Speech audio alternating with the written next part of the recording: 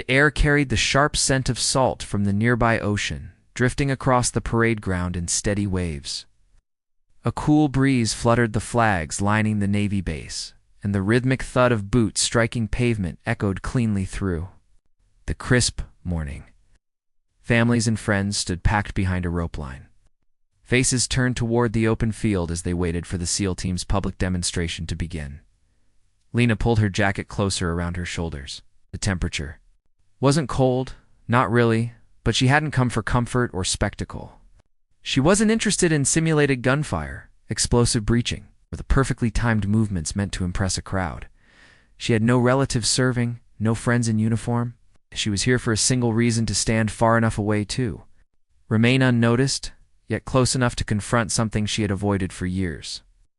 Once her life had been wrapped in this world of discipline and unspoken loyalty, a world shaped by sacrifice and forged under pressure.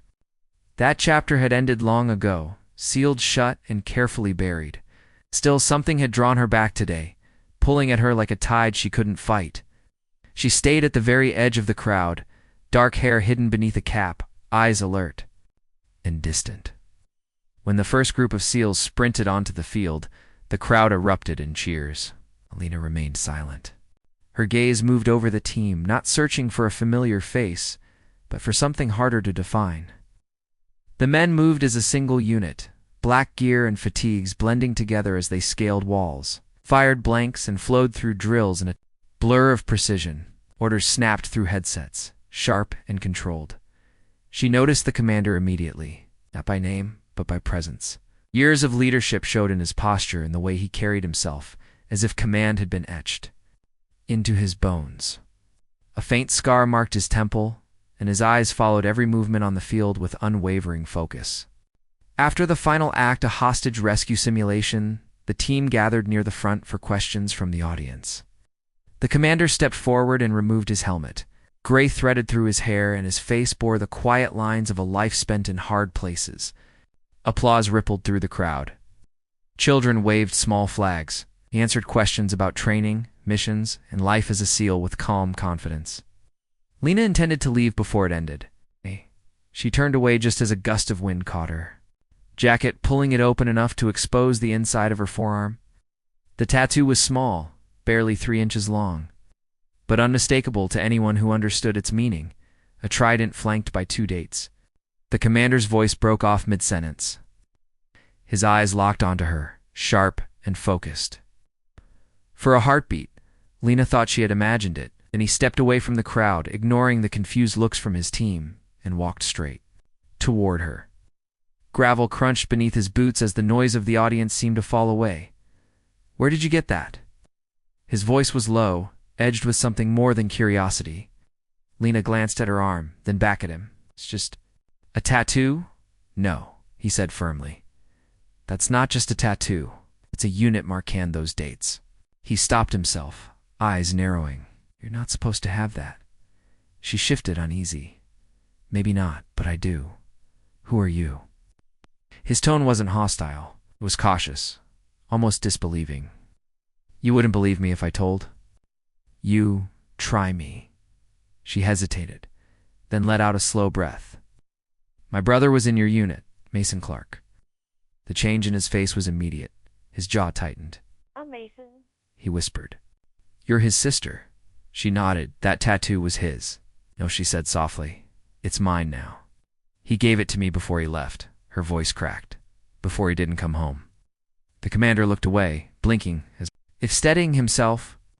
The rest of the crowd remained absorbed in the demonstration, but here, in this small corner of the field, the air felt heavy.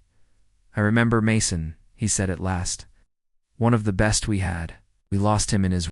Words trailed off. "I know where you lost him," Lena said, her voice steady again. "I know the mission. I know more than you think." He studied her closely. "How?" he told me.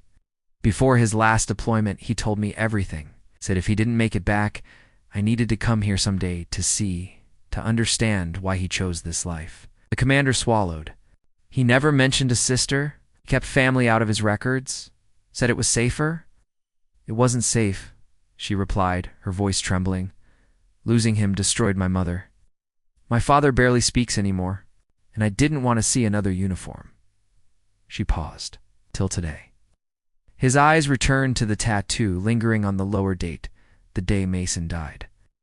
He reached into his vest and pulled out a small object wrapped in worn cloth. I've carried this since that day, he said, placing it in her hands. I didn't know who it belonged to. I think I do now. She unwrapped it slowly. Inside was a weathered name patch, the stitching faded but still clear. Mason Clark. Her breath caught. I thought everything was sent home. They sent what they could, he said quietly. So when I kept, Mason saved my life. That day took a step meant for me. You don't forget something like that. Lena closed her fingers around the patch, surprised by how heavy it felt. For a long moment, neither of them spoke. The commander's rigid expression softened just slightly. You came to watch, he said. But I think you came for something else. Maybe, she admitted. Maybe I needed to remember him for how he lived, not how he died. He nodded slowly. Then you should know your brother wasn't just good at his job. He was the kind of man every SEAL hopes to be. Brave, loyal, unbreakable. I've seen men crumble under pressure. He never did. Lena felt her eyes burn, but she held the tears back. She pulled her sleeve down over the tattoo. Thank you, she said simply. As he turned to rejoin his team, he paused. Lena, if you ever want to know more about Mason the things no report ever records, you know where to find me. She nodded, clutching the patch to her chest. For the first time in years, the weight of her brother's memory didn't feel quite so heavy. She wasn't carrying it alone anymore.